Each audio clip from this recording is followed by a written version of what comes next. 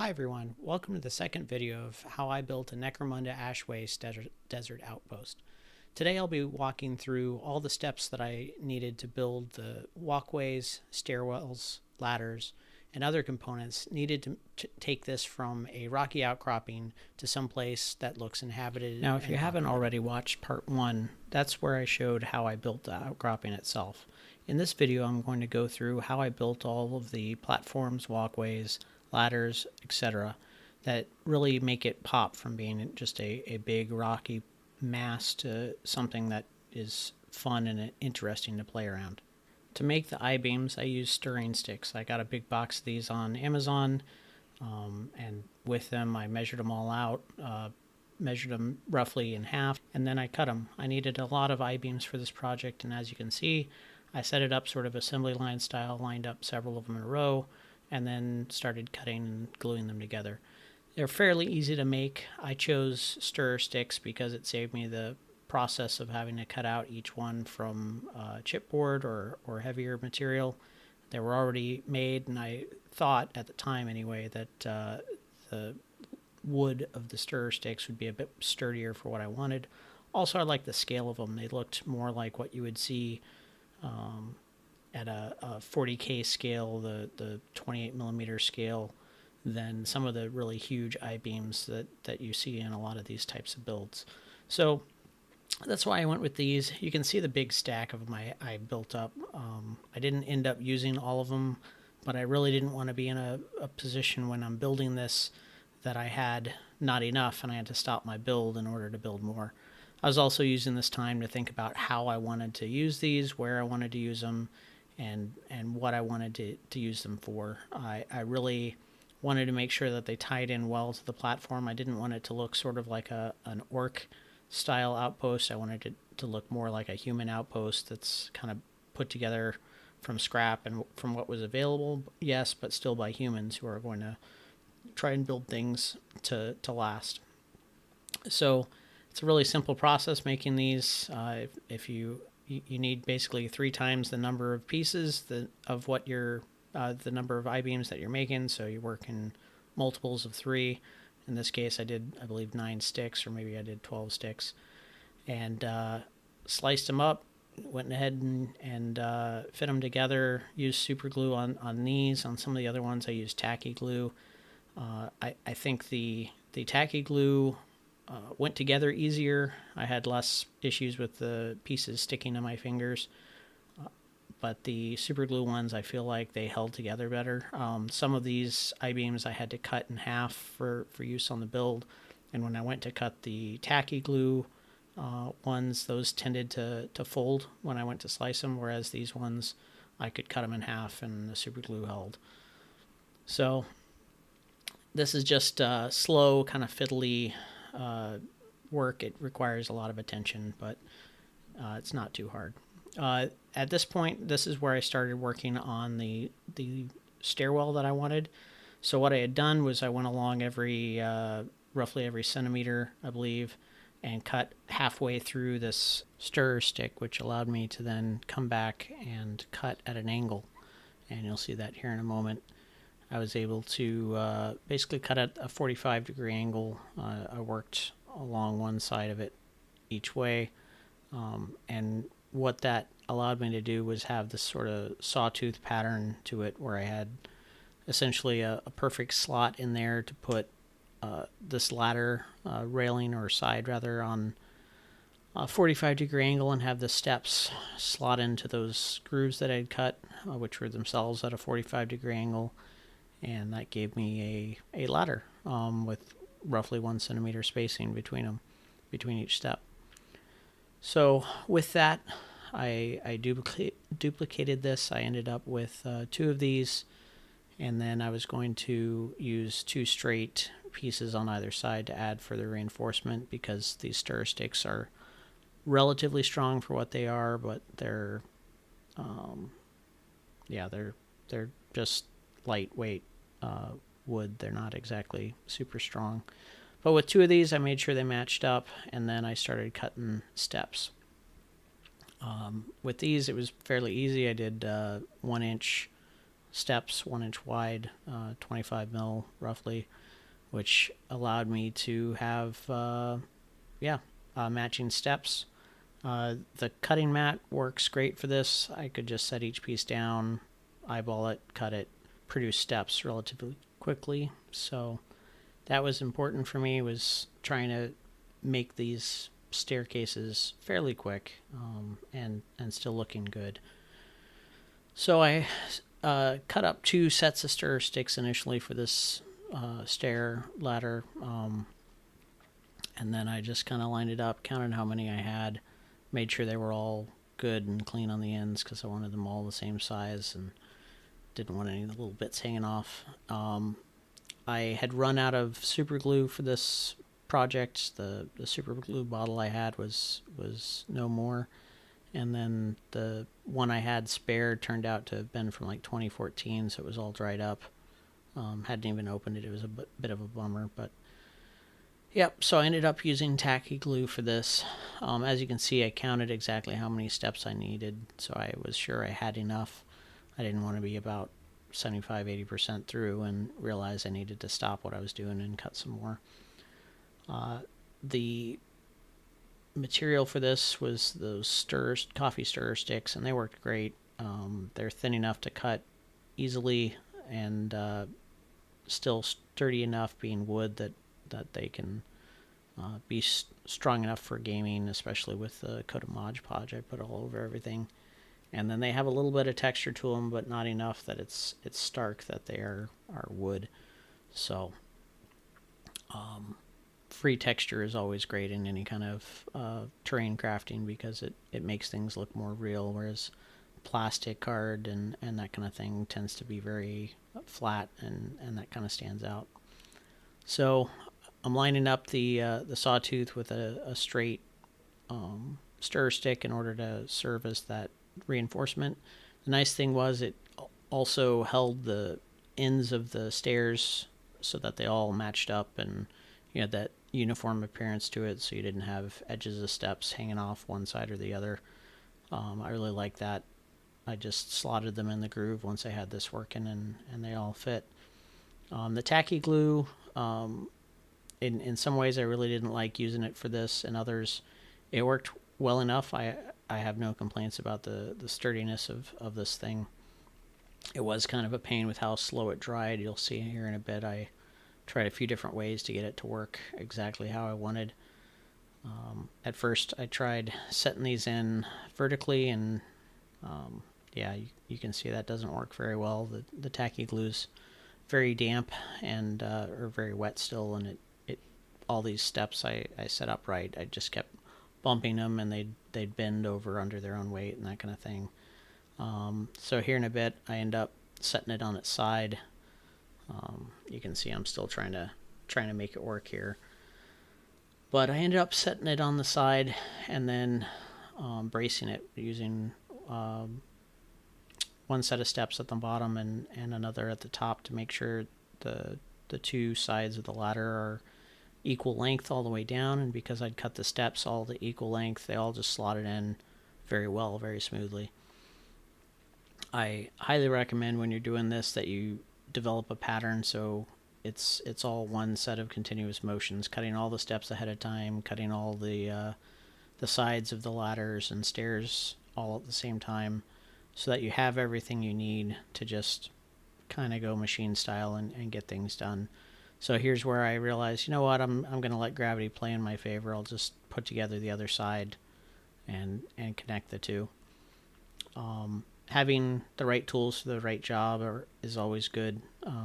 I kind of struggle with that. A lot of times I make do with what I have. I get impatient, and then it either leads to frustration or further problems. But in this case, it wasn't too bad. I realized with these tiny little stair pieces that my fingers were a little too big. I kept bumping things out of the way. So here in a bit I remembered, gosh, I have tweezers. I should probably use those. Simple things that it's easy to get frustrated. Things aren't working exactly how you want. Just remember, if you're starting to get frustrated with a project, take a breath, look at it, try and see the opportunities or the better way to move forward instead of getting frustrated and possibly throwing it away or damaging it. So here I realized, hey, this needs a little bit of tweaking, and I adjusted it as well as I could with my fingers, got everything more or less in place. Realized that maybe I needed to start over a little bit, but I managed to get everything sort of in, got the sides on. Again, you can see my splendid camera abilities where I managed to perfectly block the shot of what I'm doing with my right hand. Part of the positioning of where my camera is and me being right-handed. But about here I realized, hey, I need to just put the two ends of this thing on and use that as a brace, which is what I did. You can see I took off all but the bottom two of these steps, made sure that they were in there as perfect as I could have them, and then put the top one on. And since, again, like I said, they were all of uniform length, that let me get all of these steps in place and just move straight down, assembly line style. Really worked well, so lesson learned there. I'm still using my fingers at this point, and I quickly transition over to using those tweezers because this is pretty small. 1 centimeter difference between the steps is not that much. And here I had to tweak one of the steps because there was a little bit of material hanging off the corner from when I cut it. Now up in the top right corner of the image, you can see I got a couple models there that I used for kind of scale, trying to make sure everything fit scale and scope wise, so that you don't have the giant Colosseum style steps. You end up with something more fitting to the models that are playing on it. With a Space Marine being on a 32 mil base, I figured the steps being a little undersized for someone that big was fine. It helps A, set the scale for these being human sized, and B, it's not really going to impact larger models because, again, they're not going to tie into the steps. You're going to place them at the bottom or at the top and mark if they're supposed to be higher or lower. Here I remembered I had those tweezers. I got them out, started using them, and it really just sped things up tremendously. Once I started using those, dabbed a little bit of glue on either end of the individual steps, and then just used the tweezers to slot them in. And the tacky glue holding at the bottom of the top, I mean, this was very easy. The hardest part was just, trying to use all the tools and trying to remember to use all the tools rather than actually assembling it. Did get kind of tedious on this build. It was very repetitive, as you might imagine. Unfortunately, I was using my camera for the filming, so I wasn't able to get music going as easily, and my son was in the room as well, so he kept asking me questions, which now and again I'd have to pause and tell him what I was doing or explain what I was doing, which was fine. I love that he's interested in the hobby. He was helpful a few times, especially when I was cutting foam. He loved retrieving the little scraps of it and deciding what he was going to make as far as terrain. So that was nice, sharing that with him. Half of why I game anymore anyway is because I'm a father, and it gives me an opportunity to A, pass on the things that I enjoy about the hobbies and stuff, and B, it's an opportunity to spend time with my son. So really enjoy when he gets into it as well, and he was thinking about all the different bits of terrain that he wanted to make. He wanted to make a vertibird from Fallout, for instance, and I like to encourage that enthusiasm and excitement in my son whenever possible, because that's the next generation of gaming, whether it's my son or my nephew or any other kids in my sphere of influence. I like to try and encourage that excitement about it all, because again, one day we'll all be gone as gamers. We'll pass on what we have taught and learned, and as long as we're telling them that this is exciting and that they can live out their imaginations in it, then hopefully they'll keep playing long after the rest of us are gone. another reason to focus on smaller parts of a big project like this, again, for me, was fighting that project fatigue of getting started on something and being daunted by how big a task it is, and just never finishing up. So having these small parts of it that I was able to knock out, the bunker door earlier, this ladder, and the ladder turned out very well. As you can see, I was pretty happy with it. That gave me a way to focus and keep moving. So here I'm putting together a platform for that first ladder, the shorter ladder. I've already got some of the I-beams in place. As you can see, I cut them at angles so that I had both reinforcing ones coming off the top of the bunker vault entrance, and then I had cross beams projected straight in out of the rock face. But yeah, I'm cutting and fitting a platform here. I wanted this smaller platform to connect into the upper one with that longer ladder. So I measured everything out initially, did a lot of fitting and stuff, and basically made it work. But I pulled out the grinding grating there, you saw, and my plan here is to emulate some stuff I've seen from Eric's Hobby Workshop as far as having kind of a metal grating deck plate, using that grinding grating sandwiched between two layers of chipboard with center part of that chipboard cut out. And I just took my time here cutting out that matching square for the one I'd cut earlier, and then it was really a matter of using the markings on the cutting mat, and I was able to go ahead, and once this piece of chipboard stopped fighting me and came out, I managed to knock the other one on the ground, and you get a great shot of the side of my melon. But anyway, so once I got this out, I cleaned up the edges, made sure it looked sharp like a piece of metal would, and then I used my trusty popsicle stick straight edge and traced out 1 centimeter in from each boundary. Now, I just used the cutting mat for this. The popsicle stick is there just as a straight edge to make sure my lines are good. And yep, went along, made sure I had that inner box traced out, and came back in with the trusty scalpel and cut them out. You can see the final product there, cleverly masked under my hand as I placed my freshly acquired super glue. So I also use super glue on the wood joins there, but you can see I also use the tacky glue where the grating touches in on the styrofoam, because that XPS foam does not react well to the accelerants and super glue. It'll melt it. So if you're doing this, you definitely want to be able to use multiple different types of glue so that you're not damaging your product. Here's that big ladder that I did earlier, and I'd already, like I said, I'd already sized everything out. You can see me there just making sure my trusty Marine, even though he's bigger than a normal Necromunda model, can fit through that gap. So you can place the models where you want them. Now, a 40 mil base is going to struggle a bit on it, but it is what it is. So here's me trying to figure out what I wanted to do for that tower that I've got.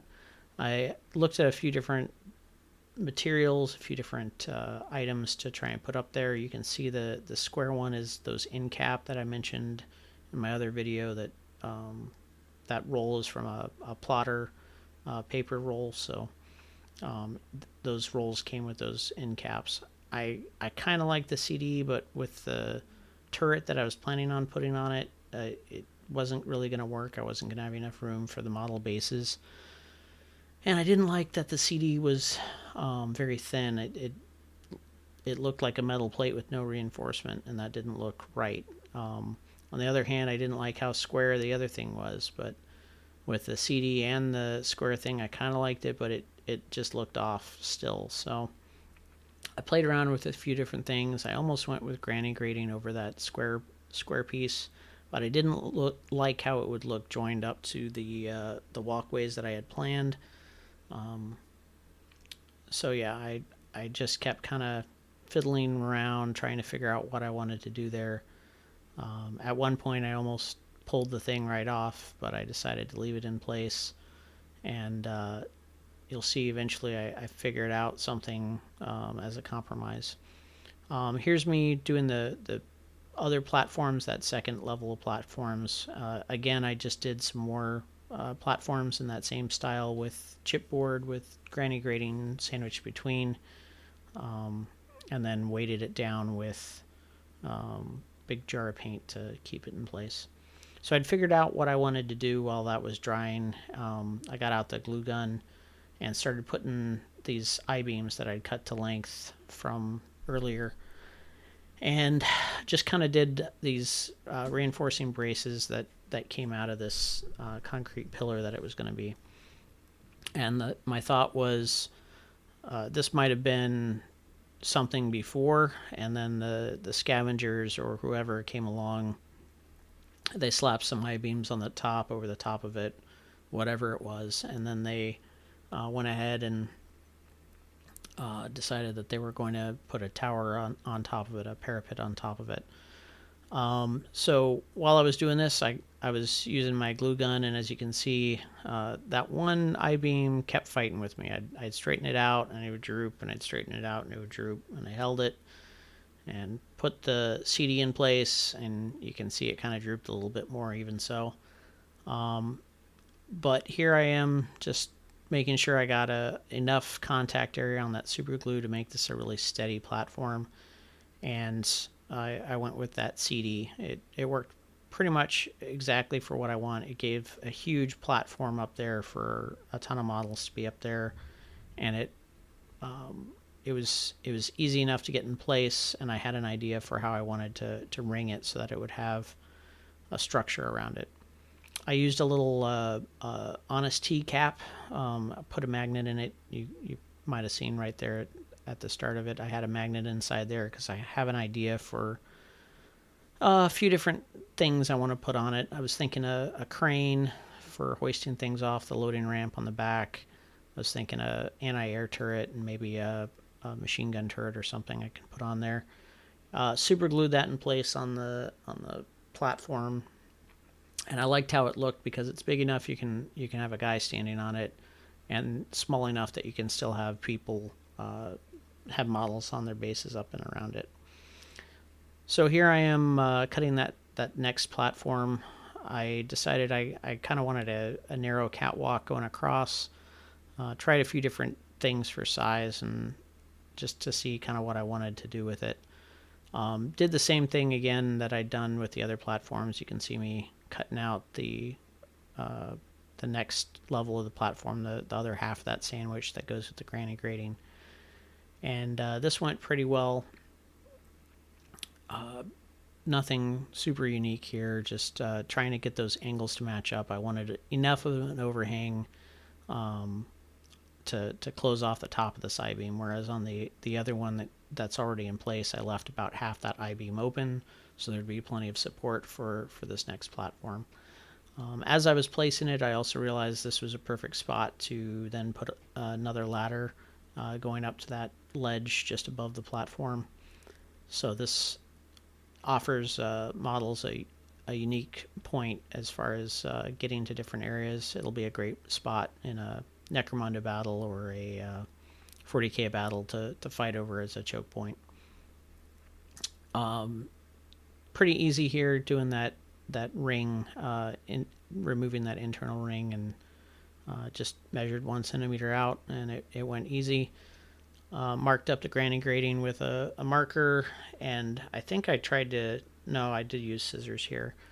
There's at one point I couldn't find my scissors, so I tried to use a scalpel, and that was just a pain. It did not cut as neatly as I wanted, so highly recommend using just scissors for the granny grating. It cuts through just fine. Super glue is a must for this step.